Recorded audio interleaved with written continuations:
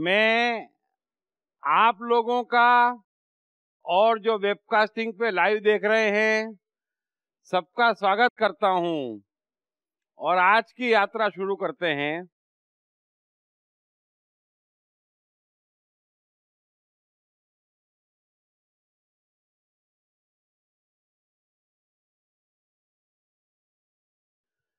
भगवत गीता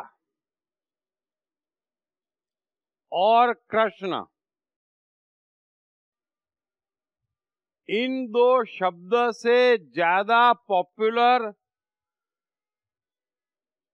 दूसरे कोई शब्द भारत में नहीं है। बराबर है? हाँ तो बोलो। हाँ। और मुझे परम आश्चर्य होता है जब कोई इन दोनों में से किसी बाबत बात करता है। सुनने में बात किसी को अच्छी नहीं लगेगी, मैं जानता हूं, लेकिन उससे सत्य बदल नहीं जाता है। मैंने किसी को भी, और जब मैं किसी को भी कहता हूं तो एबीसीडी नहीं होती है, न कृष्ण के मन न उनके जीवन के निकट गए देखा, न गीता को अच्छे से समझते देखा। मैं कारण भी समझ सकता हूं, क्योंकि ये जो कृष्ण हैं वो अंतिम ऊंचाई पे जिए हैं, तो उनके कर्म, उनकी बातें, उनका जीवन समझना आसान नहीं। और ऐसा ही गीता में है। मन, जीवन और प्रकृति की अंतिम ऊंचाई पर कृष्ण बोलते हैं, फिर से समझना आसान नहीं। और इसीलिए कृष्ण खुद गीता में कहते हैं कि भाई देख अर्जुन, मन का बड़ा सिंपल नियम है, कोई भी मनुष्य उतना ही समझ सकता है जितना उसका स्तर है। तो अब इसमें कोई कुछ कर नहीं सकता। फिर भी सब कहते हैं भारत में कि कृष्ण पूर्ण अवतार है। 1,00,000 में से एक व्यक्ति भी ऐसा नहीं मिलता जो कृष्ण का जीवन जानने समझने में इंटरेस्ट लेता हो। और जो कृष्ण का जीवन प्रचलित है उसमें से 90% बातें गलत है, छोड़ो उसको। गीता में सारा ज्ञान है, सफलता का सूत्र है, अंतिम सत्य है, सभी कहते हैं, लेकिन सत्य सभी जानते हैं, है ना, कि 1000 में से एक आदमी गीता पढ़ता है। जने किन किन की गीता सुन लेता है और कैसे कैसे अर्थ निकाल लेता है। ये भी जीवन का सत्य है। हाँ या ना? हाँ। अब एक बात है, जब कोई कहता है कि भाई कृष्ण एकमात्र पूर्ण अवतार है, तो कहने वाला ज्ञानी है। जिसने समझा उसने कहा है कि गीता में सारे रहस्य छिपे हैं, वो ज्ञानी है। सुन तो लेते हैं। अब जीवन बनाना हर कोई चाहता है, और यदि वो गीता ही नहीं समझना चाहता, कृष्ण का जीवन ही नहीं समझना चाहता, तो साधारण बात जो मुझे समझ में आती वो ये है कि मनुष्य बातें बहुत करता है, वास्तव में वो जीवन बनाना चाहता नहीं है। बड़ी सिंपल बात है। मेरा तो जो कुछ भी है वो गीता के कारण है, लेकिन छोड़ो। अब जो मैं पूछना चाहता हूं क्या वाकई कोई ऐसा है, वही बोलना, हर कोई मत बोलना, जिसने वाकई गंभीरता पूर्वक कभी भी गीता समझने की कोशिश करी हो?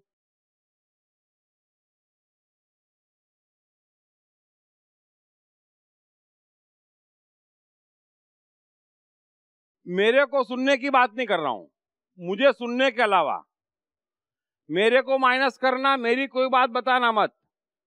मुझे सुना वो तो ठीक है, अपने आप मुझे सुनने से पहले कितनों ने करी है वो बताओ। ठीक है, 1 2 3, आप खड़े हो जाओ। चलो माइक पास लो, माइक पास लो। आपने अपने आप समझने का प्रयास किया या किसी को सुनने का? मैंने पहले अपने आप समझने का प्रयास किया, बरोबर। उसके बाद इस्कॉन गया। इस्कॉन में वो लोग डिप्लोमा कोर्सेज रन करते हैं वो किया, और लेकिन वहाँ भी मुझे सेटिस्फैक्शन नहीं हुआ। वहाँ पे सबसे बड़ा रिस्ट्रिक्शन था कि don't ask any questions, what we are teaching you try to understand it, that's all. तो वो मुझे पसंद नहीं आया, और फिर कई और लोगों की चलो गीता ठीक है। सुना। अभी इस्कॉन की गीता का अर्थ क्या निकलता है, क्या कहना चाह रहे हैं वो? इस्कॉन की गीता का अर्थ बस यही लिखता है कि श्री कृष्ण सुप्रीम पर्सनालिटी हैं, और गीता का अर्थ है? गीता का अर्थ यही बतलाते हैं, और गीता का अर्थ ये बतलाते हैं।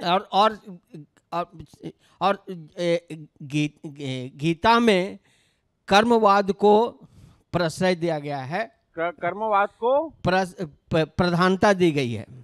तो कर्मवाद में मंदिर बनाना आता है दूसरों के पैसों से? वो तो सबसे पहले आता है अकॉर्डिंग टू इस्कॉन। यही गीता की दिक्कत है। ठीक है, और बता।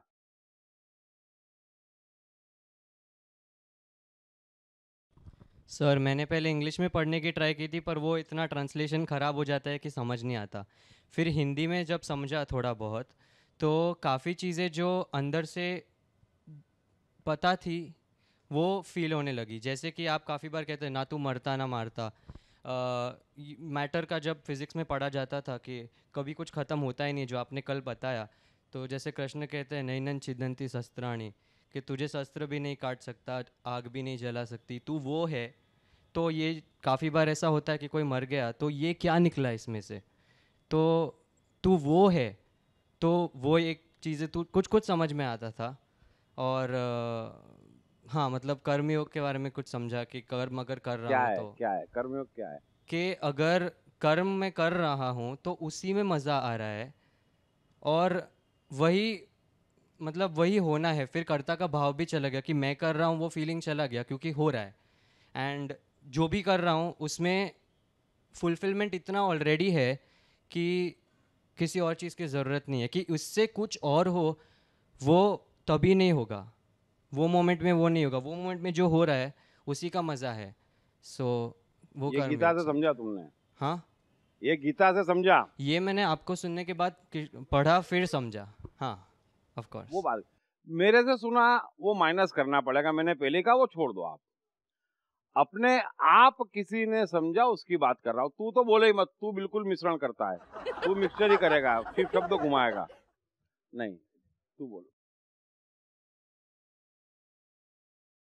जो मैं कहना चाह रहा हूं वो समझो कि आपने पढ़ी उसमें, सिर्फ तुमने पढ़ी उसमें बताना, मेरा नहीं। जी आपको।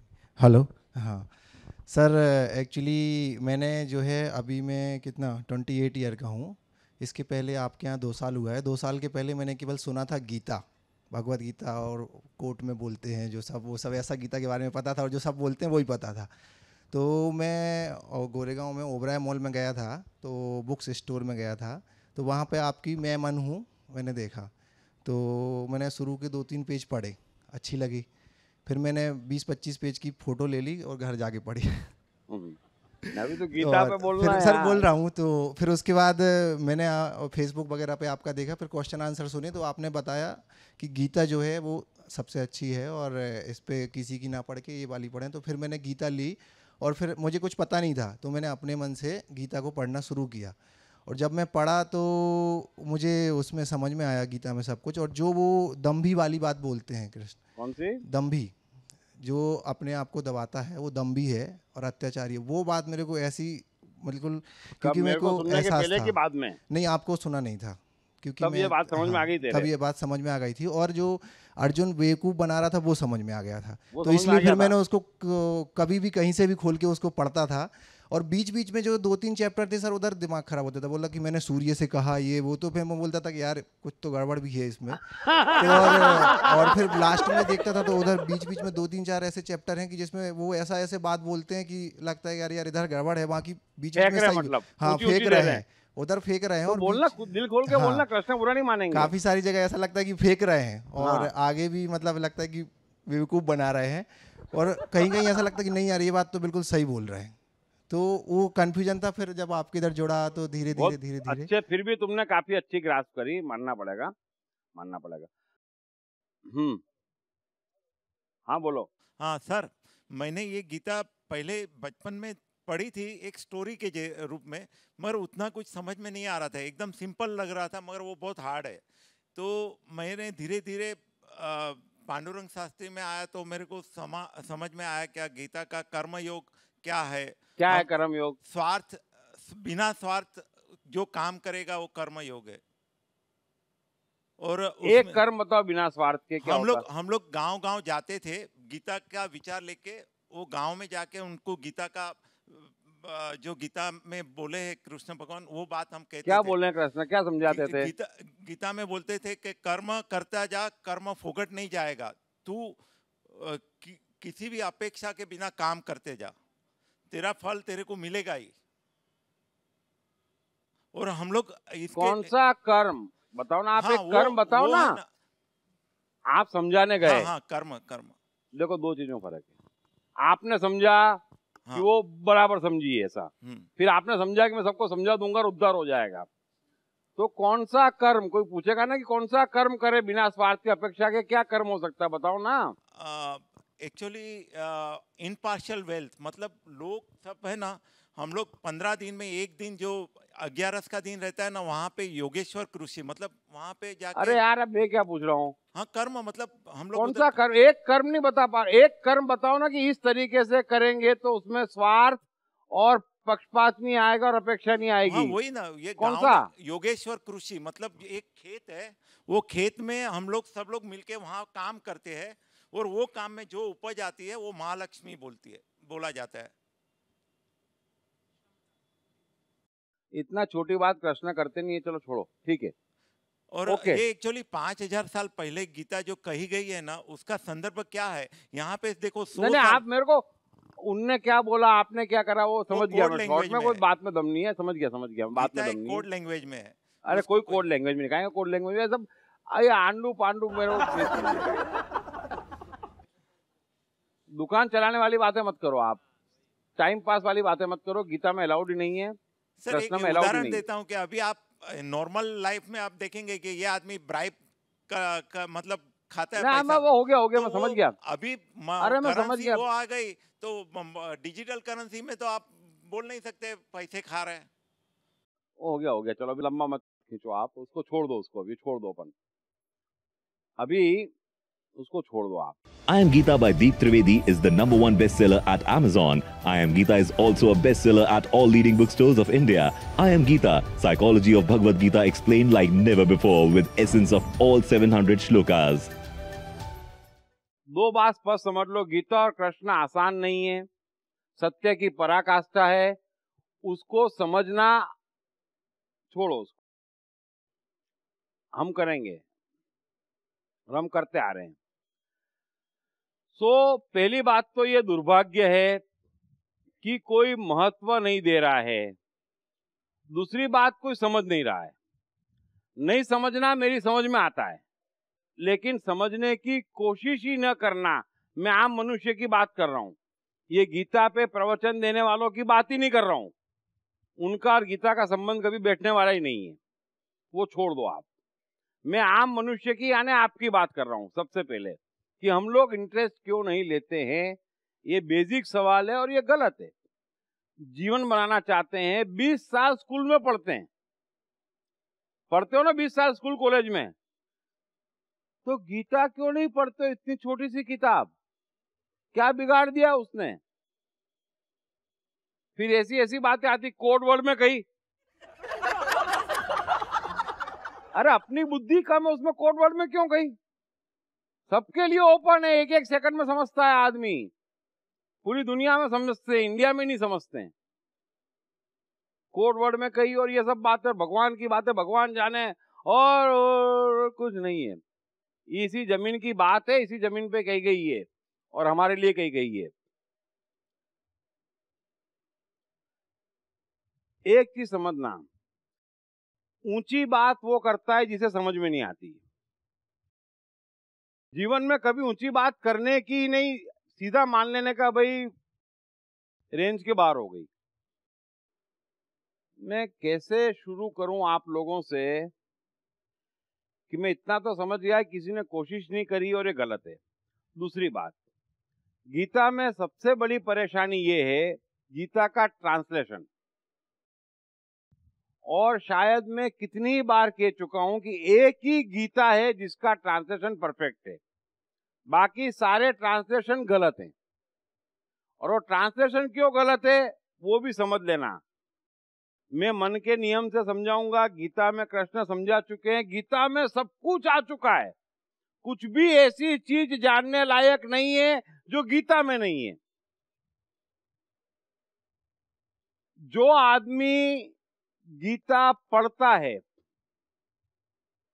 और वो जो श्लोक का अर्थ निकालता है वो क्या निकालेगा?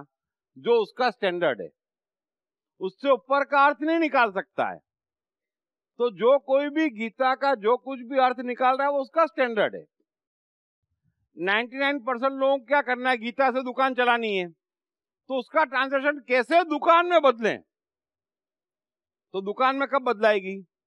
जब भगवान ने कही है, समझ में नहीं आएगी, ऊंची बात है, कोड वर्ड में सुनो, मंदिर बनवाओ, इस्कॉन में पैसा दो, हो गया ट्रांसलेशन, सिंपल ट्रांसलेशन हो गया, दे दो, पूछो मत, हो गया।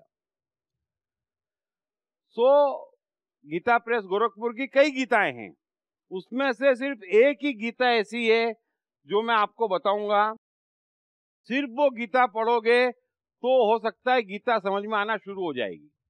बाकी सारी गीता के श्लोकों का अर्थ ही ऊपर नीचे कर दिया है।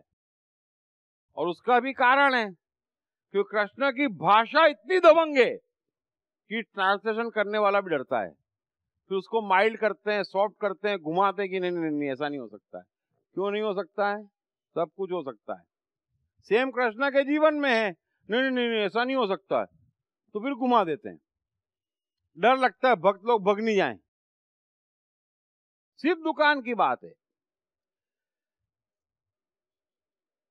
यदि आप लोग वाकई जीवन बनाना चाहते हैं, मैं तो आपको समझा ही रहा हूं और मैं स्पष्ट कह रहा हूं कि युगों बीत गए, बड़े बड़े ज्ञानी ध्यानी आके चले गए, मनुष्य के दुख दर्द दूर नहीं हो रहे हैं, वो होने वाले भी नहीं है, क्योंकि जीवन भी गहरा है, मन भी गहरा है, प्रकृति भी गहरी है और उसके रहस्य भी गहरे। और उस गहराई को छुए बगैर अल्टरनेट नहीं है। अब गीता की ऊंचाई तक तो उठते बनता नहीं है, तो आसान क्या है? गीता को नीचे ले आओ, ये बड़ा आसान है। कृष्ण की ऊंचाई तक उठना मुश्किल है, तो आसान क्या है? कृष्ण को नीचे ले आओ।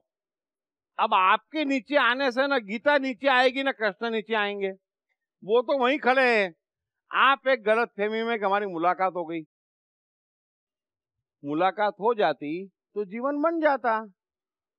दोनों इसी धरती पे हैं, कृष्ण भी इसी धरती की असेट है, गीता भी इसी धरती की असेट है, फिर भारत क्यों इतना दुखी है? क्योंकि गीता के स्तर तक कोई नहीं उठा है, गीता को अपने स्तर तक ले आए, मैच हो जाती है ना। लेकिन कृष्ण किसी से मैच होने वाले नहीं है, न गीता का एक शब्द आपकी सुनी हुई बातों से मैच होने वाला है। अगर मैच हो जाता तो जीवन ये न होता, ये मैं गारंटी से कहता हूं। गीता का अंश भी उतर जाएगा तो जीवन ये नहीं होगा, ये बात स्पष्ट समझ लो।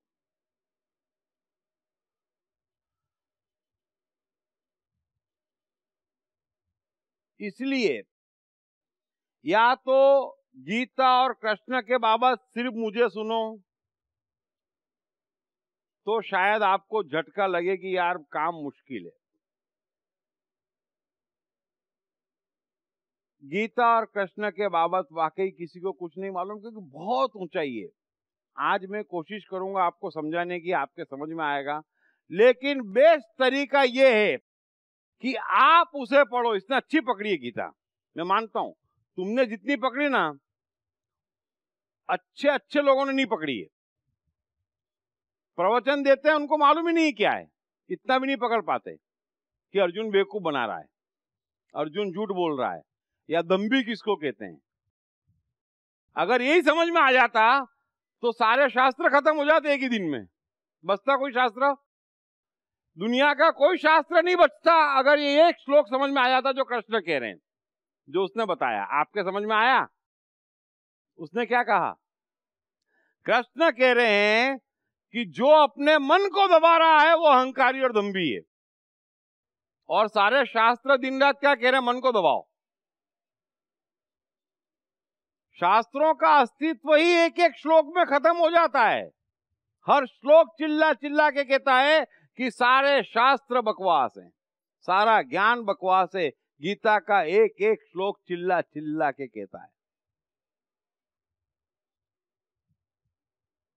और इसीलिए गीता को शास्त्र के हिसाब से ट्रांसलेट कर दिया और शास्त्र में कन्वर्ट कर दिया, बस।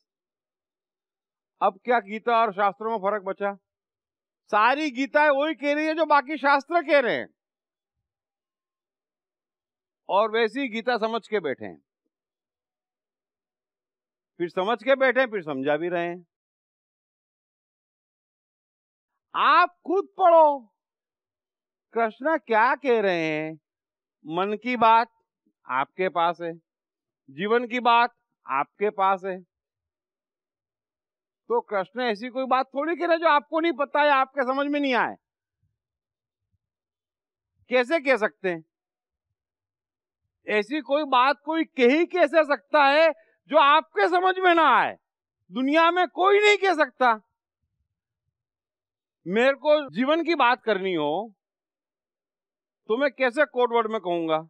आप ही का जीवन है और मैं कह रहा हूं, सीधी सीधी तो बात है।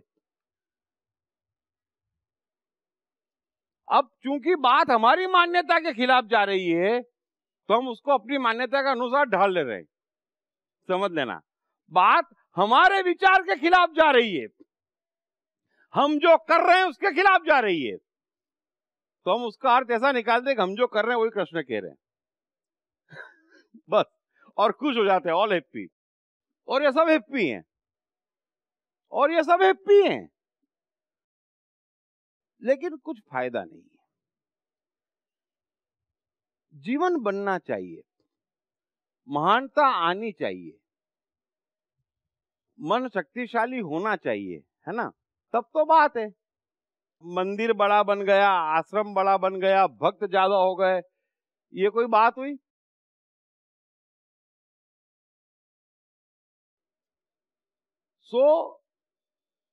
एक चीज बड़ी स्पष्टता से समझ लेना, मैं तो सबको जानता हूं, एक ही काम मुझे भगवान ने दिया है, सबको जान सब समझ। गीता एक ऐसा अद्भुत ग्रंथ बन गया है, आश्चर्य के बाहर का है, जिसमें कृष्ण मन, प्रकृति और जीवन की अंतिम ऊंचाई पर खड़े रहते हैं, और मामला ऐसा फिट हुआ, युद्ध का मैदान, कैरेक्टर भी ऐसा मिला अर्जुन जो एकदम परफेक्ट, और उसके सवाल भी ऐसे निकले कि अद्भुत उच्चता उसको प्राप्त हो गई, वरना नहीं होती। कृष्ण की ऊंचाई पे बात तो कईयों ने करी है, ऊंचाई वो की वही है, लेकिन एक ही ऊंचाई पे जा रही है और हम यहां खड़े हैं, तो मामला ऐसा है कि हवाई जहाज जा रहा है और हम देख रहे हैं। यहां पर अर्जुन है जो बार बार नीचे ला रहा है, तो हमसे मुलाकात हो जाती, बार बार मुलाकात हो जाती, तो मामला बड़ा फिट है। I Am Gita by Deep Trivedi is the #1 bestseller at Amazon. I Am Gita is also a bestseller at all leading bookstores of India. I Am Gita, Psychology of Bhagavad Gita explained like never before with essence of all 700 shlokas. Gita पे मैं चाहूं 5000 घंटे बोल सकता हूं। एक एक श्लोक इतना गहरा है, उस पे विज्ञान, साइकोलॉजी सब शामिल है। गीता ही सब कुछ है, गीता के बाहर कुछ भी नहीं है, ये सत्य है। इतना गहरा है, लेकिन कहां से बोलूंगा, क्या लिखूंगा? छोटा सा जीवन, फिर प्यारा सा जीवन, है ना। तो थोड़ा थोड़ा बोलता हूं। जो मैं कहना चाह रहा हूं बात समझ लेना कि गीता से सन्यास नहीं उठ सकता है, सन्यासी को गीता की बात करने का अधिकार नहीं है। ये पहला नियम गीता का समझ लेना। गीता से मंदिर नहीं बन सकते। मंदिर वालों को कृष्ण की बात करने की जरूरत नहीं है, वो अपना ही अर्थ निकालेंगे। कृष्ण कर्मवीर है, अपनी मेहनत से, अपनी बुद्धि से, ईमानदारी से, जिस ग्वाले ने द्वारका बनाई उसने कही है। गीता उसने नहीं कही है जिसने चंदा मांग के मंदिर बनाया है। गीता उसने कही है जिसने महिलाओं का सम्मान किया है, जिसने स्त्रियों से प्रेम किया है, जिसने उसके साथ रास लीलाएं रची है, जिसने उसके साथ रास लीलाएं रची है, जिसने 8 शादियां की है, जिसकी 56 संतान है, उसने गीता कही है। जो स्त्रियों से नफरत करते हैं, जो स्त्रियों को नीचा बताते हैं, जो स्त्रियों को मंदिर जाने से रोकते हैं, जो स्त्रियों को पराया धन कहते हैं, वे गीता समझ नहीं सकते। मैं आपको क्लियर इशारा कर रहा हूं। जो किसी से मांग रहा है, चाहे मंदिर बनाने के लिए, चाहे घर बनाने के लिए, गीता वो नहीं समझ सकता। गलत बात करते हैं, फंसवा दिया सबको और भुगतेंगे। भुगत रहा है भारत। कृष्ण के नाम पर मंदिर, कृष्ण के नाम पर चंदा, कृष्ण के नाम पर सन्यास। जो कभी भागा नहीं, कभी गुरुकुल खोला नहीं, कभी भगवा पहना नहीं, किसी भी शास्त्र के, किसी भी धर्म के, किसी भी समाज के, किसी भी क्राइटेरिया में कभी फिट नहीं हुआ, उसका नाम कृष्ण है। कृष्ण सामान्य मनुष्य का जीवन है। और धार्मिक कौन है? जो सामान्य मनुष्य है, जो अपने पैर पर खड़ा नहीं है, जो आत्मनिर्भर नहीं है, जो अपना स्वधर्म नहीं निभा रहा है, वो गीता के पहले श्लोक में ही फेल है। उसे गीता की बात करने का अधिकार ही नहीं है। इसीलिए मैं कह रहा हूं कि आप लोगों के निकट है कृष्ण, इन लोगों से बहुत दूर है कृष्ण। सो इनके थ्रू कृष्ण समझोगे तो फिर गीता नहीं पढ़ोगे। तो कृष्ण और गीता शास्त्र नहीं है। इसीलिए कृष्ण अर्जुन से कहते हैं, जब अर्जुन खूब शास्त्रों की दुहाइयां दे रहा है, तो कृष्ण कह रहे, मेरे भाई, यदि मेरी किसी बात का इतना सा भी अर्थ समझ में आ जाएगा, तो सुने हुए सारे वचनों से मुक्त हो जाएगा। गीता का एक श्लोक भी समझ में आ जाएगा, वो मंदिर, मस्जिद, सन्यास, धर्म, ध्यान, शास्त्रों, समाज से दूर हो जाएगा। कोई भी एक श्लोक लेके आ जाओ, वो आपको दूर न कर दे तो कहना ये कहां का ले आए। अरे बना दो पूरे 500 करोड़ को पंडित, चला लो दुनिया, कौन किससे मांगेगा? कौन किससे मांगेगा? कृष्ण ने ये सिखाया है। लूट रहे हैं कृष्ण के नाम पे इतना बड़ा पाप, फिर कहते हैं कि हमारी धरती और ये धरती और इतनी तकलीफ में क्यों है? वो इसलिए कि तुम कृष्ण को भी बर्बाद किए हो। इसलिए समझ में आ रही है बात जो मैं कह रहा हूं? गलत बात है ये। कृष्ण का नाम ले और मांगे, कृष्ण का नाम ले और भागे, कृष्ण का नाम ले और मंदिर बनाए, कृष्ण का नाम ले और सन्यास की बात करे, ये बात ही मेल नहीं खाती। स्त्रियों का अपमान करे, ये बात ही मेल नहीं खाती। मतलब तुम कहना क्या चाह रहे हो कि कृष्ण जिए कुछ और कहे कुछ और रहे हो, यही कहना चाह रहे हो? और कोई अर्थ निकलता है इसका? अभी स्वामीनारायण कृष्ण के ही भक्त हैं, उनके संग स्त्री को नहीं देख सकते। मतलब कृष्ण से तो ज्यादा ज्ञानी हो गए। कृष्ण ने तो मिस्टेक किया ना, यही अर्थ निकल रहा है, साधारण अर्थ निकल रहा है, उसमें दूसरे अर्थ का सवाल नहीं है।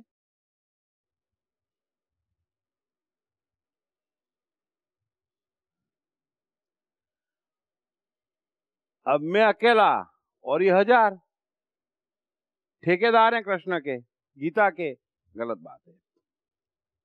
एक खूबसूरत किस्सा सुनाता हूं। एक बार एक व्यक्ति बेचारा गांव से पैसा लेके और अपनी दुकान का कुछ सामान खरीदने शहर में आया, लेकिन वो कुछ खरीद पाता उसके पहले चोरों ने लूट लिया। अब बेचारा कंगला हो गया। अब सामान खरीदने की बात तो चली गई क्योंकि पैसा ही नहीं रहा, लेकिन वापस गांव भी जाना था, बस का किराया भी चाहिए था, तो करे क्या? तो आदमी क्या करेगा? अनजान शहर में मांगेगा, अपनी कहानी सुनाएगा दर्द भरी। तो उसने वही किया, आम जनता को बोला कि देखो भाई ऐसी ऐसी पोजीशन है और मुझे सिर्फ किराए का पैसा दे दो, मैं लौट जाऊंगा, आपका पता दे दो, मैं वहां से मनी ऑर्डर कर दूंगा। बराबर है ना? लेकिन कोई सुनता है क्या? ऐसी कहानी रोज सुनते सुनाते हैं, हर कोई यही कहता है। अब इस चक्कर में 1-2 रोज बीत गए, किसी ने पैसा नहीं दिया। अब तो भूखे मारे हालत खराब, कपड़े गंदे हो रहे हैं, पसीना हो रहा है, सर्दी जुकाम हो गया, परेशान हो गया। तो फिर किसी एक ने बोला देखो आज जन्माष्टमी है, तुम एक काम करो, कृष्ण के मंदिर चले जाओ, वहां अच्छे लोग आते हैं। इसने बोला ये बात भी सही है, सामान्य मान्यता तो यही है। चलो भाई, गया मंदिर में, वहां पे भी गिड़गिड़ाया, हर आने जाने वाले को बोले, लेकिन किसी ने नहीं सुनी, परेशान हो गया। कृष्ण जन्म भी हो गया, 12 भी बज गई, लेकिन उसकी बजी हुई 12 का इलाज नहीं हुआ। अब बेचारा पूरी तरह से गिर पड़ रहा था। फिर उसने थोड़ी दूर निगाह लगाई तो कहीं भीड़ आ जा रही और लोग बाग हंस रहे थे। तो उसने बोला क्या करो, धीरे धीरे चल के वहां एक ट्राई मार लो, देखें भीड़ है तो शराब का ठेका था, दारू पीने जा रहे थे, लोग बाग आ रहे थे। तो 1-2 आदमी बाहर निकले एकदम पी हालत में। तो इसने बोला मेरी ये हालत है और मैं गांव से आया, लूट लिया, 3 रोज हो गए, खाया। अरे तो बोलना यार, चलना यार। उसको अंदर ले गए, बिठाया, उसने सबसे मिलवाया, देख क्या हालत है इसकी। अरे सबको लगा रहे वाह यार, अरे तू खा ले, तू पी ले, फटाफट ऑर्डर दिया, 2-3 पैक भी पिला दिए बेचारे को। क्या? और फिर फटाफट पैसे इकट्ठे करे, 300-400 रुपए इकट्ठे हो गए, उसको दिए। वो तो एकदम शांत हो गया, खा भी लिया, पी भी लिया, पैसे मिल गए, बाहर निकला और बोले, हे कृष्ण, तू पक्का छलिया है, रहता कहाँ है और पता कहाँ का देता है।